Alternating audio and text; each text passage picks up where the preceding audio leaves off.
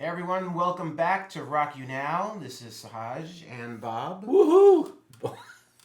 Bob and I, which is the endless thing here. Yeah. But today we are going to jump right in. We're going to go straight to song arrangements and why you do what you do at the beginning of the song, why you do what you do in the middle, and what you do at the end. It's all about trying to make sure there's an arc to every piece of art that you create musically that pulls people in and keeps them engaged. So Bob, when you're dealing with a song and somebody brings you a new track, what's the first thing you look at when it comes to the arrangement? It's always about making sure that all the sort of markers are being met that I know are necessary for a song to be something that's going to really work in the marketplace. Number one of the most important things is an intro or something in the very beginning that's identifiable, that an audience knows in a heartbeat who that is, what band that is, what song that is.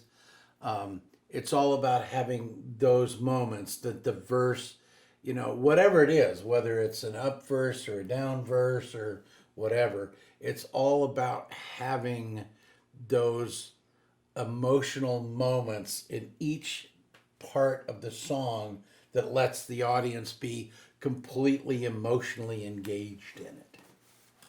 So when you're looking at a song, let's say an up-tempo song, obviously you want some sort of intro, right, that's going to lead to whatever the energy level of the track is. And if the track is a high energy, you're trying, I mean, what are the 3 or 4 different ways to set that up? Well, for me, it's always, is it a riff song? If it's a riff song, then it's about coming up with that, intro riff that says, everybody pay attention. This song is going to be fun. It's a great riff. Whether, it's like, whether it's a, kind of, heavier riff, or whether it's just a groove. An example I always use of a band that sort of always gets those initial riffs right is Rage Against the Machine. Sure. They always give you that thing. You're like, I'm in right from the get-go. It's like, there's that riff, and I want to rock to that. So let's talk about rock for a minute. You have those intros, right? Yes. You have the kind of intros where maybe it's something electronic that's sort of building, and then it goes into the riff, or you have the riff and then you filter it real small, and it's got that little tiny filtered guitar sound, and then it explodes into the chorus. But ultimately, the same goal is always there, in that you're trying to immediately establish the tension and sort of build it into the explosion. Even if you're looking at a Rage Against the Machine song, there's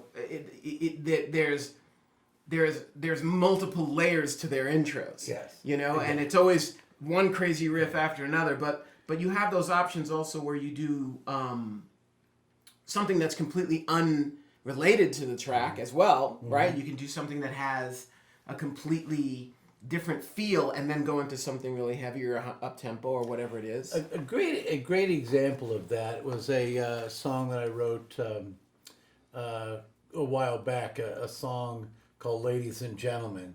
Where I heard that the other day. Yeah, oh, you did? Yeah, I heard it on the radio, and I heard it on the ship when I was on ship. Oh, no way! Yeah, they played it on the hysterical. ship. But the example of that was that weird sort of harmonic in the front, and you really didn't know what was coming, and then it just boom explodes in, and I love that about the unexpected shock value of those kinds of things. Well, and you, as you were mentioning about the filtered guitar, the problem is nowadays it's sort of almost been there and done that with the filtered guitar, but the concept is always the same, which means the evolution of that is whether it's some small loop or some weird sound or something, where you know, as an audience, you're like intrigued, but you don't know what's coming, and then all of a sudden, you know, the analogy I use a lot of times is I always say it's like, everybody, psst, come here, lean in, listen to this, and you lean in, and just when they get all the way in, you punch them right in the face. Sure. You know, and that's that shock that it's like, wow, you know. Yeah, and I think, you know, ultimately, whether we're doing something tricky, gimmicky, or we're just getting a riff that just is awesome, whatever it is, the real ultimate goal, the job of the intro is, we've got to get the audience, to go back to what you said at first, we've got to get the audience committed. Yeah. Engaged. You don't have, even in today especially, you have seconds. Yeah. You have seconds before people make up their mind. You have seconds before there's a complete and utter disconnection from what you're trying to do if you do it the wrong way. Well, the example I would use in this instance is you as an audience know when you're sort of skimming through Spotify and you're like, click, click, click, ooh. Right. That's exactly what we're looking for in that, you know, an initial arrangement, is that it has that thing that makes me as an audience going, ooh, I want to listen to this track. Yeah, and it has to happen immediately. It's also relevant to point out that because of technology and because of streaming and because of the way we listen to music now, you no longer listen to music in the middle. So it's very unlikely, like in the old days, when you were listening in your car radio, that you'd turn on the car radio and the song would be on in the middle, which was why every song had 9 million choruses in it, because they want you to hear the chorus as many times as possible, on the odd chance that you would turn on the song in the middle. Right. But now, as you, every single time you stream something, every single time you play something on iTunes or anything like that, or even a song that you've saved in your phone, it starts at the beginning. And it makes the first 7 to 10 seconds unbelievably crucial of every track. And we all know the tricks that we try, the beats, the sounds, the loops, the filtered guitar, the weirdness, the reverse reverbs, the reverse cymbals, all of that stuff is there to sort of make it sure that you don't turn away. Yeah.